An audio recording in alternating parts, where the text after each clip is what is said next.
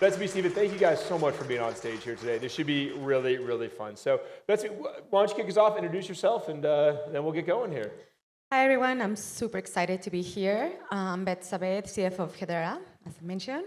I've been in crypto since 2016. And yeah, I'm super excited to be here. Yeah. Hey, good morning, everyone. Stephen Lim. I'm the head of finance here at Magic Eden. It's my second time at EDAS and second time speaking, so definitely excited to be back and looking forward to connecting with you guys today. It was fun as your career progresses from, last time we were up here talking about revenue, like high volume revenue recognition. Today we're talking about financial leadership. So why don't you start us off, Stevens, why don't you start us off, like what is your day-to-day like as a finance leader at a Web3 company?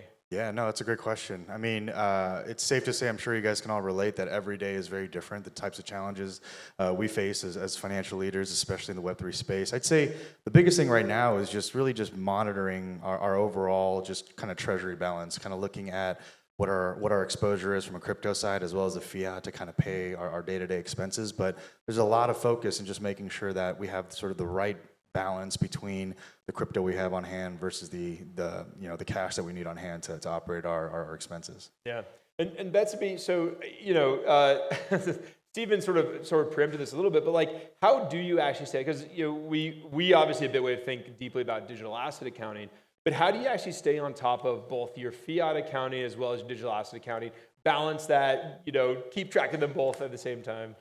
Absolutely. So first, I would like to answer the first question, if you allow me. So I really wanted to share that I used an interesting analogy in terms of the day-to-day, but I feel like I live in a multiverse, like for those who like comic Doctor Strange in a way, that you are navigating uncharted territories all the time, and that you are in parallel universe between fiat and digital assets. So I think that that's how is my day-to-day. Every day.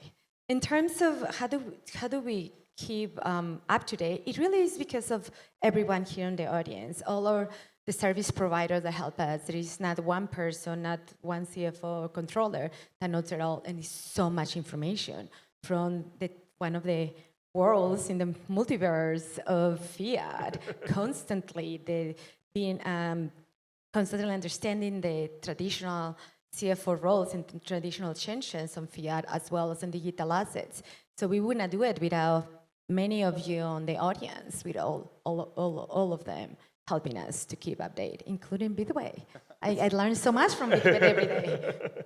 Well, so one question I wanted to ask you about that has to do with like the day-to-day operations is, what is it like interacting with more traditional finance folks? So whether that be, and Betsabe, maybe take this first, but whether that be your banker or your VCs or someone that's underwriting debt for you as a bigger company, like part of your job is not just knowing digital assets, it's not just being an accounting leader and finance leader, but it's also interacting with these other folks that are out there. Tell us about that a little bit. It is also changing people's mindset.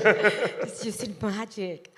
Well, let me just share a little experience that I recently had. So a very, very big traditional asset management firm early in the year wanted to talk to us. We had the business there. And then I talked to the chief risk officer, then to the chief compliance officer, then with the president, and then the CEO. And it came to the point that the CEO scheduled 15 minutes to talk with me, and he joins the call slightly late, and then he says, "Teach me everything about digital assets." And I'm like, hold a second, 15 minutes not enough. I was expecting someone to brief you about this call. It's not enough. So what it is it's still a mix between those that are curious and eager to adopt it, and those that are completely blocked. There is this wall, and he went into the call just to say, "Hey, we don't want your money anymore," which is fine, but don't take so long, like make the decision. So how is it, Dylan, is it still push and pull in terms of really understanding who have the opening and the curiosity to learn, and it's the job that we need to do. We are not only managing balance sheets of cash or of digital assets, we are managing strong relationships, and we have the responsibility to ensure they understand where we're heading together as an industry. Well, Stephen, Betsabe talked about asset manager. I think you guys have been looking at banks and things like that. Have thoughts How has that been going? Yeah, I mean, I was just about to add on to that as well. I think finding really like strong banking partnerships has just been one of the headwinds of coming into the role where you're really having to sort of be transparent about how you run the business, how it is that you earn a dollar, how it is that the fiat flows will actually enter the bank at the end of the day. And I think oftentimes there's such a heavy amount of needing to educate these banks in terms of especially in light of things that happened, in the past couple of years with, FTX and things like that. But in the grand scheme of things, it really is this education, the willingness to want to teach and to be very transparent about how the operations run, what you intend to use the actual, crypto that's converted into fiat for. And it really just has been a learning experience, I think, for a lot of the different banking partners. And you're going to come across, I think, a variety of new players in the space that are definitely leaning into Web3, but a lot of these banks don't have the same infrastructure as some of the more large institutions that we have. And so, I think the things that we've learned, especially as a small team here at Magic Eden, is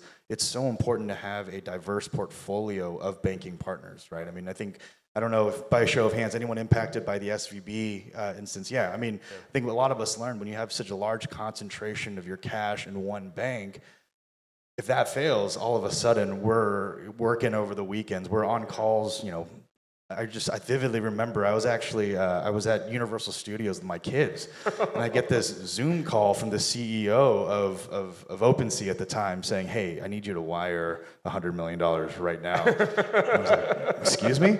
So I mean, you want to avoid situations like that at all times, but the need to diversify and find the right banking partners is such a critical part of I finance. was driving to Aspen with no internet when that happened. There you go.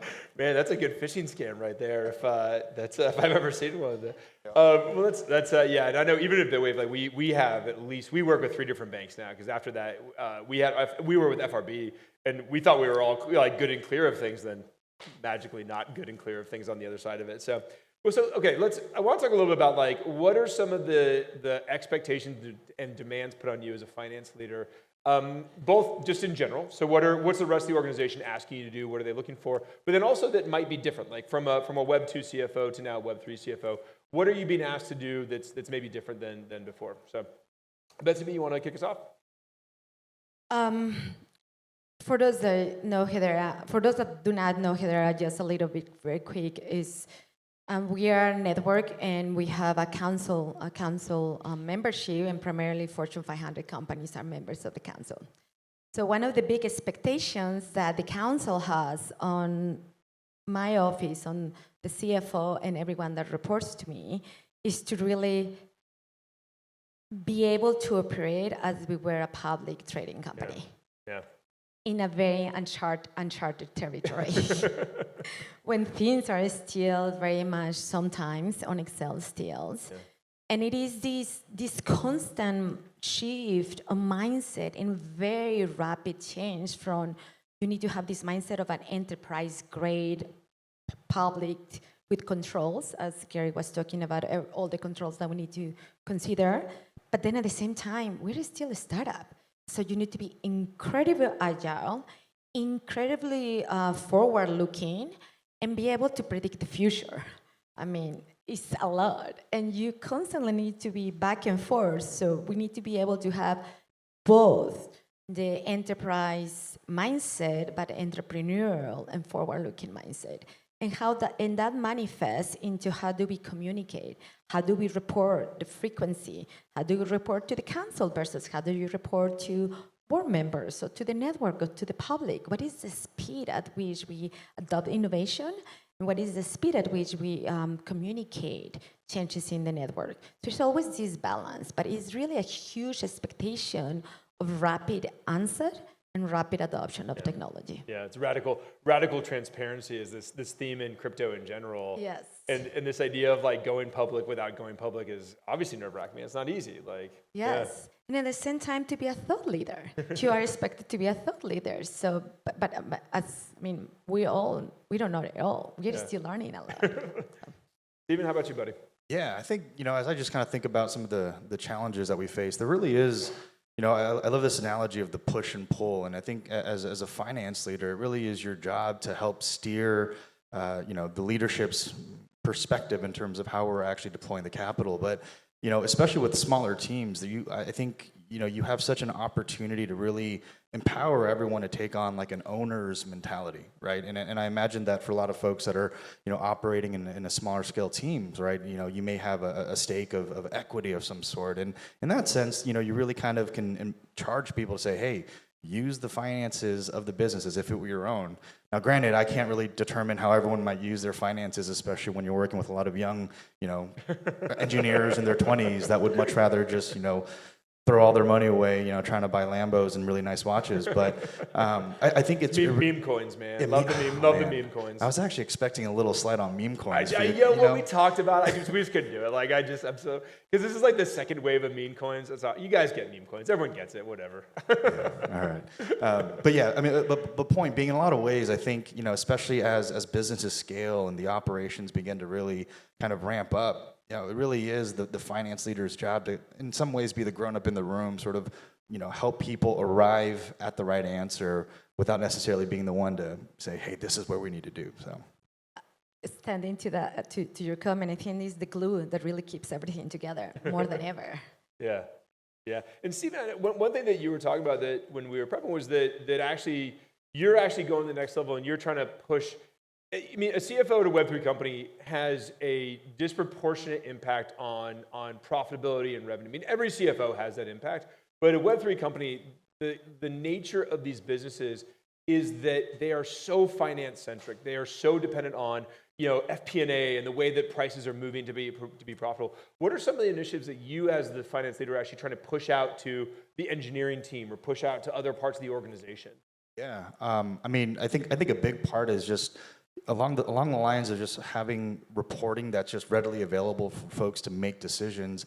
A big part is just informing people, oftentimes, hey, this is how much it costs to actually run this program, right? And so there's a heavy investment, and actually, one of the team members here with us today is just doing a tremendous job of being able to dive deep and just get robust with all the different vendors and the spend, and allowing that to really help inform decisions. And I think having that muscle of being able to effectively report out, here's exactly what we've been spending, how are we tracking, allowing them and giving them proactive visibility in terms of how this impacts the overall cash burn. It's done a really good job of allowing folks to be informed and to sort of understand how their sort of inputs are affecting the overall business financial performance. Betsabe, any big initiatives you're pushing out?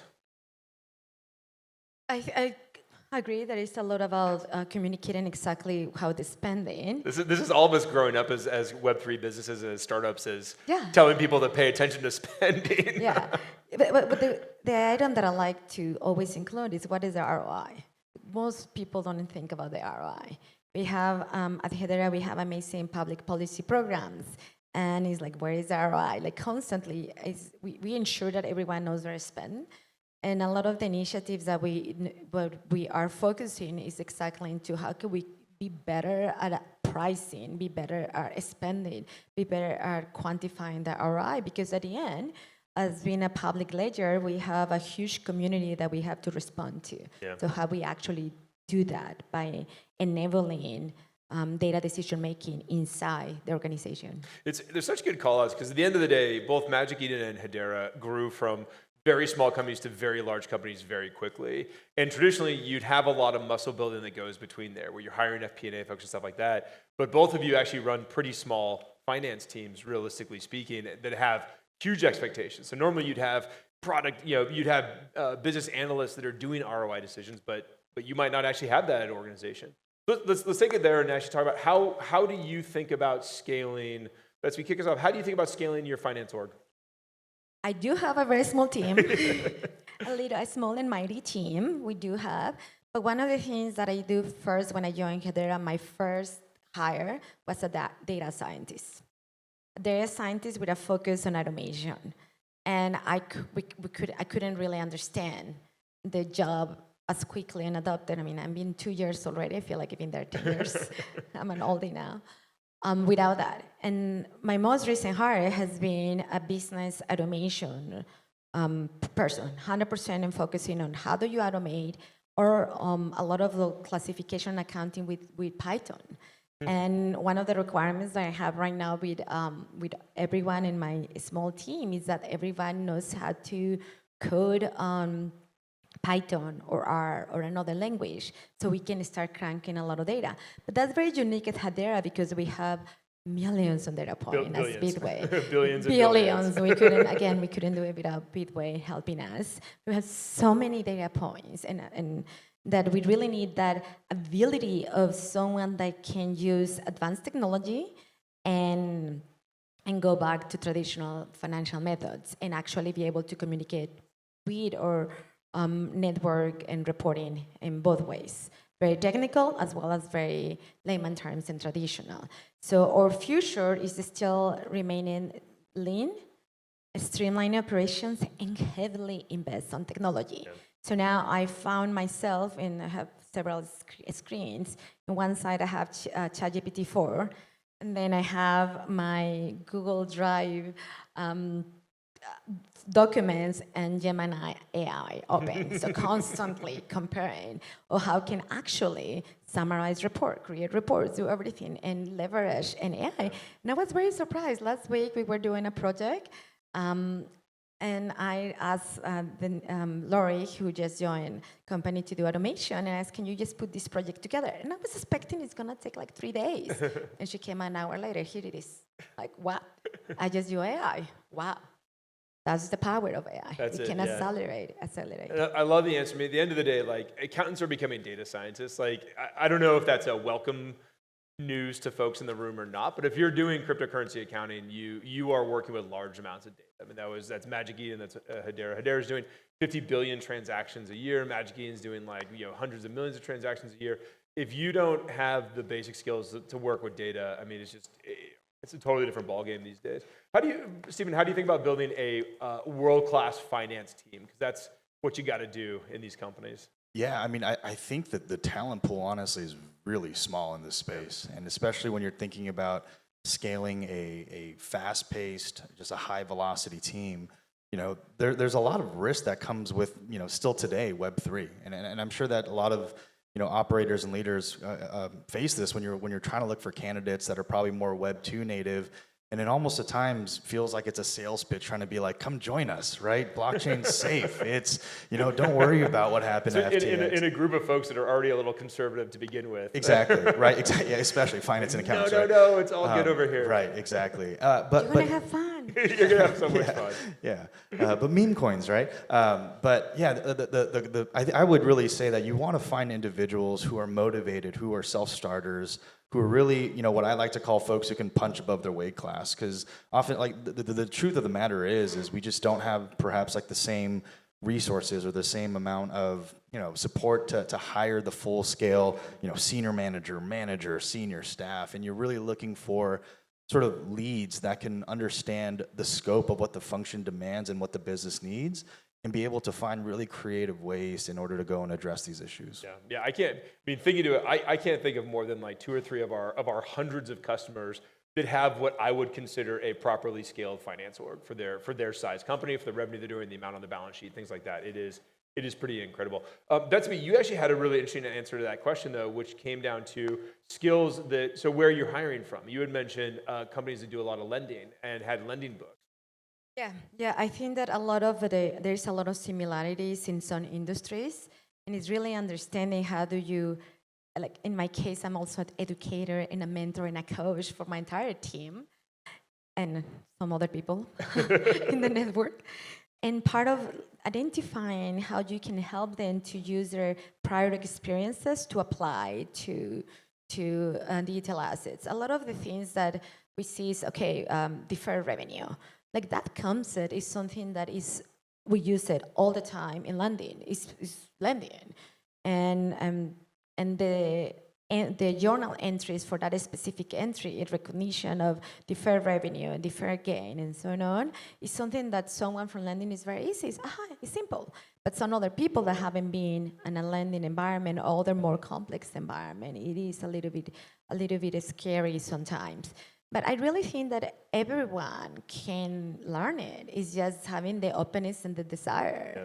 Have the openness and the desire and the curiosity, knowing that it's gonna be a steep learning curve, but it is faster that many of you can anticipate. And once you are on the other side, and even in data, like learning to code is a lot easier than we expect when we really focus. I'm gonna focus, I'm gonna learn it. It's gonna make my life easier.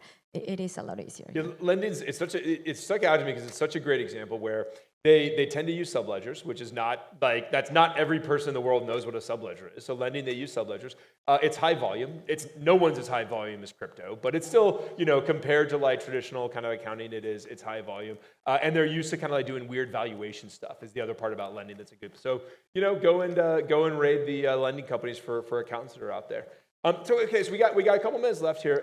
What I want to ask is, how do you, so part of your role is a finance leader inside your company, and we've talked about that a lot, but part of your role is also a finance, especially at the companies you're at, you're a finance leader in a broader ecosystem. How do you think about educating the broader ecosystem, but then also, how do you think about your role as a finance leader in the broader world here, and like how you're driving adoption of digital assets both inside your company, outside the company, how you're getting everyone to come around to this worldview that we all think about? I don't know, Stephen, kick us off. No, yeah, that's a really good question. I mean, first of all, I would say that, I think I take personal responsibility in making sure that folks, especially in my immediate sphere of influence, kind of understand what is blockchain, what is crypto. And I think, we are, I think, really at the cusp of being able to start to see people, I think there's a lot of advances being made, especially on the wallet front. I mean, when you kind of think about the overall, how does one actually enter into the overall blockchain ecosystem? We need a wallet, right? You need a wallet that can connect to a chain.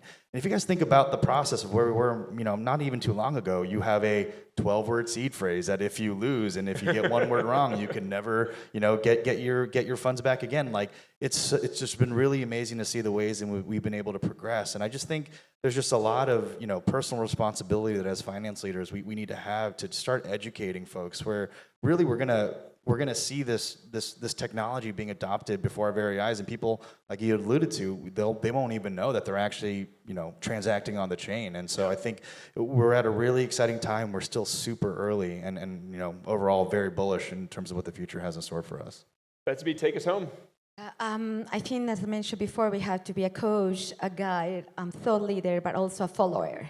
So yesterday, when I got to my hotel, I went to rest a little bit, and I started watching the documentary of Celine Dion. There was one phrase that it really hit home, and that was, if you want to go fast, go alone.